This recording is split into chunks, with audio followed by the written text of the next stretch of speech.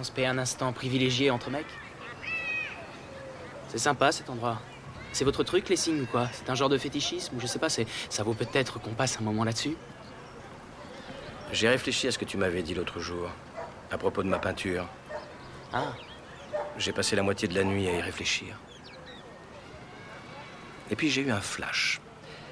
Après, je me suis paisiblement endormi et depuis, je n'ai pas pensé à toi. Tu sais ce que j'ai compris? non. Tu n'es qu'un gosse. Tu parles sans avoir la moindre idée de ce dont tu parles. Merci beaucoup. Pas de quoi. Tu n'es jamais sorti de Boston? Non. Si je te dis de me parler d'art, tu vas me balancer un condensé de tous les livres sur le sujet. Michel-Ange. Tu sais plein de trucs sur lui. Sur son œuvre, sur ses choix politiques, sur lui et sur le pape, ses tendances sexuelles, tout le bazar, quoi. Mais je parie que ce qu'on respire dans la chapelle Sixtine, son odeur, tu connais pas. Tu ne peux pas savoir ce que c'est que de lever les yeux vers le magnifique plafond. Tu sais pas. Si je te dis de me parler des femmes, tu vas m'offrir un topo sur les femmes que tu as le plus aimées. Il t'est peut-être même arrivé de baiser quelquefois.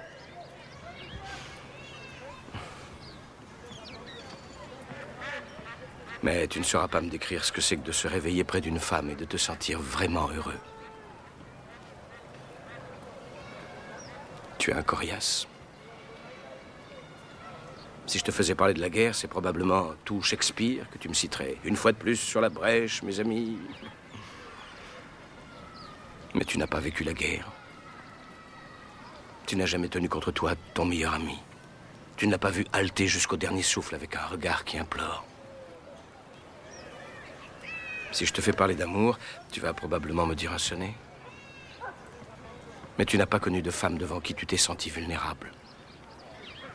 Une femme qui t'est étalée d'un simple regard. Comme si Dieu avait envoyé un ange sur terre pour toi. Pour t'arracher aux profondeurs de l'enfer. Et tu ne sais pas ce que c'est que d'être son ange à elle. Et de savoir que l'amour que tu as pour elle est éternel. Et survivra à tout. Même au cancer. Et aux nuits passées assis dans une chambre d'hôpital pendant des mois en lui tenant la main parce que les médecins ont lu dans tes yeux que tu n'as pas l'intention de te plier aux heures de visite. Tu ignores ce que c'est que de perdre quelqu'un parce qu'on ne connaît ça que quand on sait aimer plus qu'on ne s'aime soi-même. Je doute que tu aies jamais osé aimer à ce point.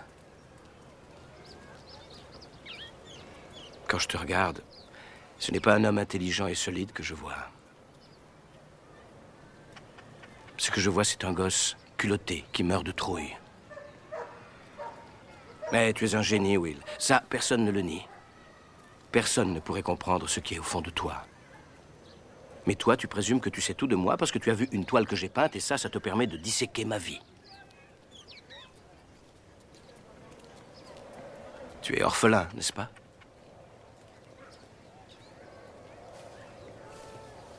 Tu crois que je sais quelque chose des difficultés que tu as rencontrées dans la vie, de ce que tu ressens, de ce que tu es, sous prétexte que j'ai lu Oliver Twist? Est-ce que ça suffit à te résumer?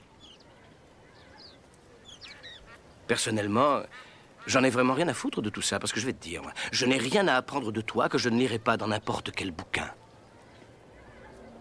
À moins que tu veuilles me parler de toi, de qui tu es.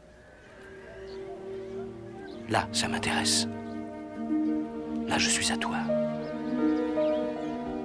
Mais c'est pas ce que tu veux faire, hein, vieux? Tu as trop peur de ce que tu pourrais dire.